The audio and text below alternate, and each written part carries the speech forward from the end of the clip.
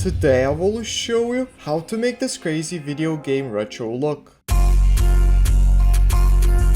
Yo, it's Bovikas here, and let's begin. Alright guys, so here I have a clip of one and only from his Stardust music video, and I've been using this music video a lot on the tutorial, so I'm sorry about that guys. But anyways, the first thing you can do is actually download a free preset that I have linked in the description. I made it for you guys because you've been asking me to make this tutorial for a while about this TV effect, so I just made this little TV flicker looped preset for you guys. So you just download it and you can drag and drop it here and it will be a part of this effect. So yeah, I really like this effect. You can just look, drag it here. Once you have installed it into your After Effects, in your user presets folder, and you will have this little TV flicker effect that looks absolutely insane. You don't need any plugins for this little TV flicker, so just keep that in mind. That's pretty good. But another thing you guys have been asking me for a while, and this is also a passion of mine that I've been having for a long time now, and it's glitch effects. I've already made a couple of tutorials on the glitch effects, but now I've been working for the whole summer on making this. I don't know if you can see it. I'm showing us on the phone. This will be my newest glitch presets pack. Now this pack is only going to be released in a month or even more, so I'm just showing you the start. But yeah, tell me what you guys think of this. Are you guys excited for this? I don't know. But yeah, you guys been asking me how do I add glitches just in the videos instantly, because a lot of people do not like to use just overlays. So this pack will work like this. You will just need to type for example glitch 1, and you will be able to type maybe glitch 10 you can add. Instantly you will have a crazy glitch effect. It will look like this, absolutely crazy, just like that. Been working on it for a couple of months now, and it's still a lot to work on, but just wanted to show you guys because you've been supporting me a lot, so I just wanted to show you what I've been working on for this past summer. But yeah, anyways, let's get back to the video. I'm sorry that it took so long. So yeah, we first need to add this flicker effect, and now below it we can start making the whole effect. So here we can press Ctrl+Y to make a new adjustment layer, and for this also we needed to press Ctrl+Y to make a new adjustment layer there. So the first effect we can add here, but don't worry if you don't have this plugin, because the effect will look still amazing without it. It's actually going to be Signal. Now Signal does require a plugin, so sorry about that guys, but if you do have this, then I recommend to add it a lot. And here what we can do is on the signal strength, I like to make it to 5, and I also like to go to luma modulation and turn off the turn on and off and tape errors. This effect basically damages the look. That's how I would explain it. Well, I don't know if that explains it well to you guys, but yeah, I think it looks cool. And another effect I like to add here is Minimax. Now this does not require a plugin, so yeah,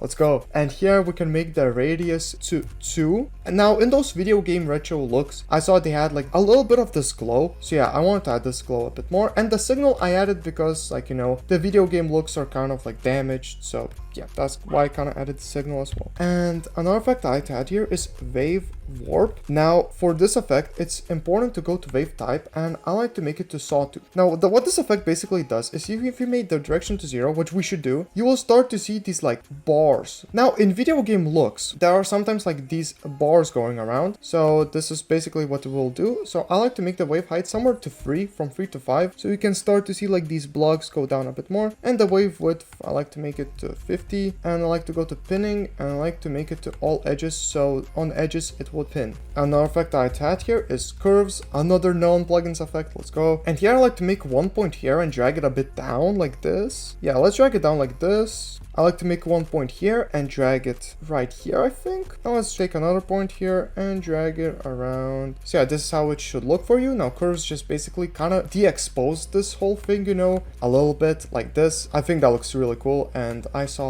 those retro looks added a bit like this. Another effect I like to add here is S-shake. Now for S-shake, I like to turn on the motion blur, and I like to make the amplitude to 0.08. Now S-shake does require the Sapphire plugin, so I'm very sorry for this, but this is very much not easy if you don't want it, and it will have a barely minimum effect. I just like to have it here. I like to make the frequency to 12 here, and I like to go to X shake, and I like to just turn it off. I'll make it 0, and the Y shake, I like to make it to 140. Now this effect, it will just go a little bit up and a little bit down. because I'm trying to make it like more retro, more like laggy. As you can see, like look how it's going up and down just a little bit. Another effect I like to add here is color balance. Now this does not require a plugin, so I like to make the shadow red to 3, the green to -3, the shadow blue to 3, midtone red balance to maybe like, let's make 4 a bit higher, midtone green balance maybe -5, again midtone blue balance, let's make it a bit higher, like maybe 3.5, highlight red balance to like 4, highlight green balance to again -4 or something like minus, and highlight blue, let's make it 3. Now this basically just changed the color from this to this, because in the video game retro looks I saw most of the looks had some colors like this. Another effect like that here is brightness and contrast.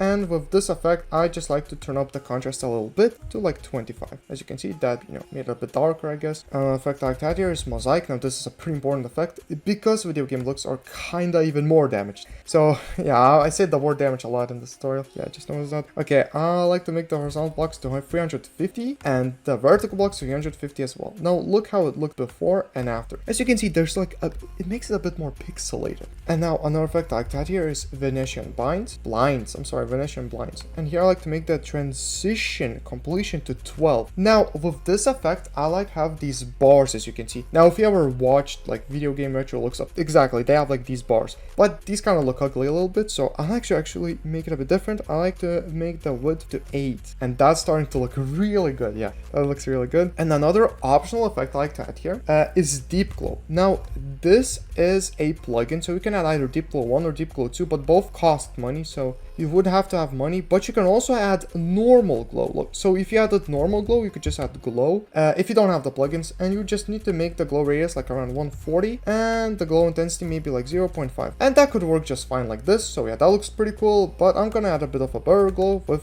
deep glow 2, and on deep glow 2 I like to make the radius to 750 and the exposure to 0.1. Now that's already looking really good. You know, we just need some more glow. Another effect I like to add here is Gaussian blur. I want to make it a bit blurrier, and all I like to do is just make the blurriness to 2 here, and I like to turn on repeat edge pixel, just adding a bit more blur. Barely noticeable, but you can notice it if you like really look into it. Another effect like that here is Lumetri color. Now here I like to go to basic correction, and here we will do a bit more of a color correction. So I like to make the temperature here to 20, the highlights to -10, but the shadows to 10. So yeah, we basically kind of changed the colors a bit here, and that's about it. And I also like to not forget about saturation. I like to make it to 120. And yeah, look how it looked before and after. This makes it look a bit more colorful, almost cartoony, you know, like a video game.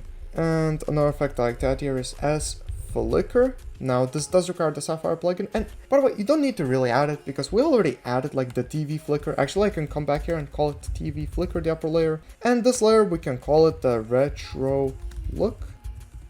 Oh yeah, let's go back. And yeah, and here on the S flicker, I like to make it really high to 0.5.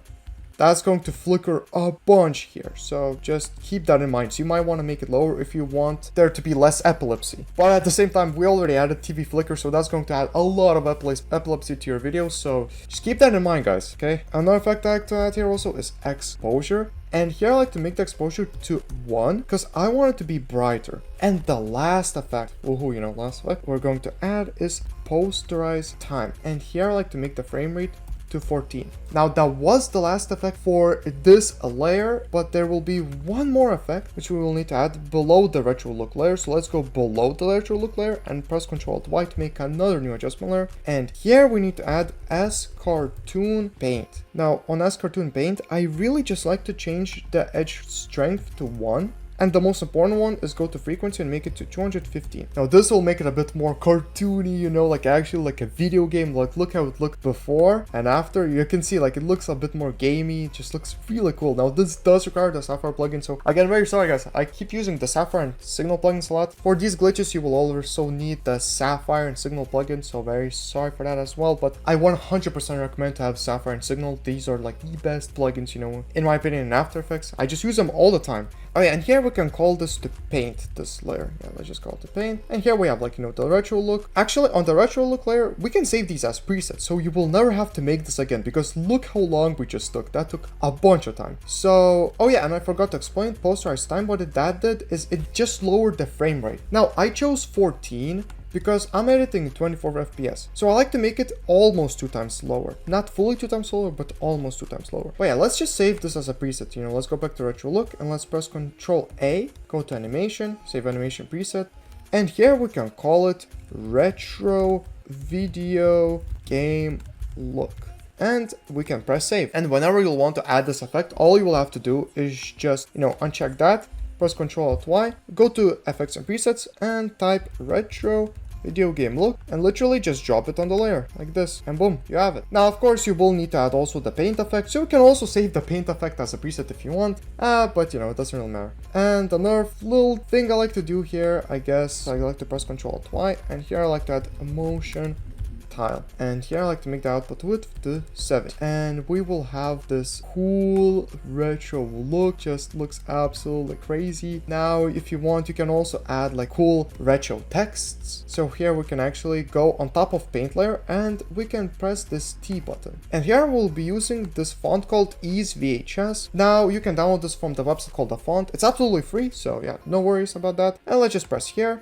And we can type, for example, press start, and I like to use 240 pixels, and these are my settings for my text. And let's go to align, and let's just press on here with this align button, and let's press P and just drag it a bit down here. I guess I kind of want to scale it down, so I'll scale it down to maybe like 50. I'll scale it down to like 50. And one thing I also like to do here is I like to press on this button, and I like to press here, and I like to make it to 35, because I like to scale it down from the vertical part, if that makes sense. And here I also like to add drop shadow. I like to make the opacity to 75, the distance to 12, we need the shadow on the text. And another thing we can add here is mosaic, and here I like to make the horizontal blocks to 200 and this to 200 as well. To have this cool video game text, it looks like it says press start, you need to like press start like in a video game. This I guess could kind of be a loading screen more so. Really thank you for watching this tutorial. This video was sort of requested, but I put my own spin on it. But anyways, it was fun. Have a fun and productive day. See ya.